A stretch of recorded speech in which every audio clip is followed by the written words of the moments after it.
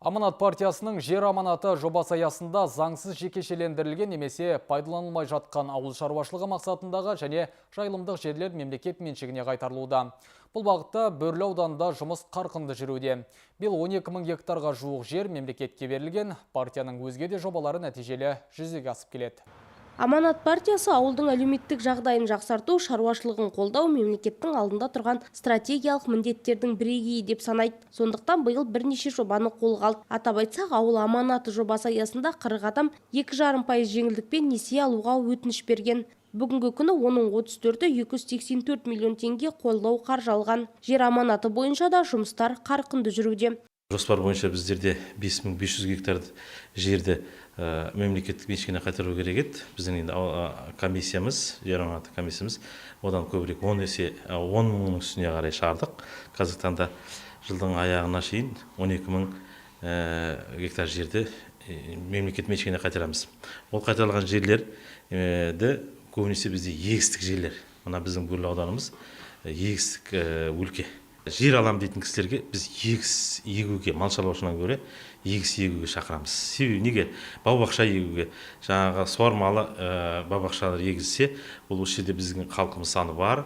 Өзіміздің бау-бақша өнімдерімен халыққа арзан бағамен әкеліп тұрса, бізге өте жақсы болады. Партияның аудандық филиалына 2 мыңға жуық адам мүше. 16 бастауыш партия ұйымы жұмыс жасайды. Олар жергілікті жерде партияның рөлін арттыру, жастармен белсенді жұмыс жүргізу және білім сапасын жақсарту мәселесімен айналысуда. Қазіргі күні әлеуметтік мәселелерді шешу, мемлекеттік жобаларды халық арасына насихаттау, түсіндіру жұмысына белсенді атсалысып келеді.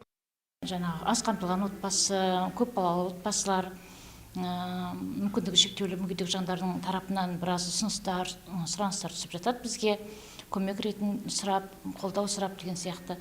Енді қолымыздан келгенше партия тарапынан біраз көмектер, дәрі-дәрмек, азық-түлік жағынан, емдік шара көрсету, отын, су әзірліктері жөнінде, қысқа дайындық жөнінде біраз шаралармен қолымыздан келгенше көмектесіп жатырмыз. Студенттер, мүгедек жандарды қаржылық сауаттылыққа тегін оқытып, сертификат беру мақсатында біраз жұмыс атқарылды. Бүгінде партиялық жобалардың маңыздылығы артуда. Атап айтсақ, ардагерлерді ардақтайық, бақытты отбасы жобалары бойынша қайырымдылық іс-шаралары ұйымдастырылды. Кедергісіз келешек аудандағы бірқатар әлеуметтік нысандардың мүмкіндігі шектеулі тұрғындарға қол жетімділігін зерделеді. Аудандық партиялық бақылау комитеті бірнеше нысандарды аралап, пандустар, арнайы қоңыраулар, көру қабілеті нашар жандарға арналған жолақтар, дәретхана, арнайы қызмет көрсету бөлмелерінің қаншалықты талапқа сай жасалғандығы жөнінде мониторинг жүргізді. Сондай-ақ сын ескертпелер бойынша ұсыныстар берілді. Орындалуы партияның бақылауында. Баға тұрақтылығы, баға мониторингі. Біз әдейі осы арнайы комиссия мүшесі құрылып, әрбір жаңағы сауда орындарына барып, бағаның тұрақтылығын бақылап отырамыз. Қыркүйек айында мектепке жол бағдарламасы акциясы, яғни ол акцияда біз осы партияның атынан мектеп оқушыларына, аз қамтылған отбасыларға жаңағы әртүрлі мектепке керекті құралдармен, мектеп сөмкесімен, оқу құралдарымен қамтамасыз еттік. Осы біздің істелген, атқарылған жұмыстарымызды ғаламтор желілеріне салып атқарған істерімізді көрсетіп отырамыз.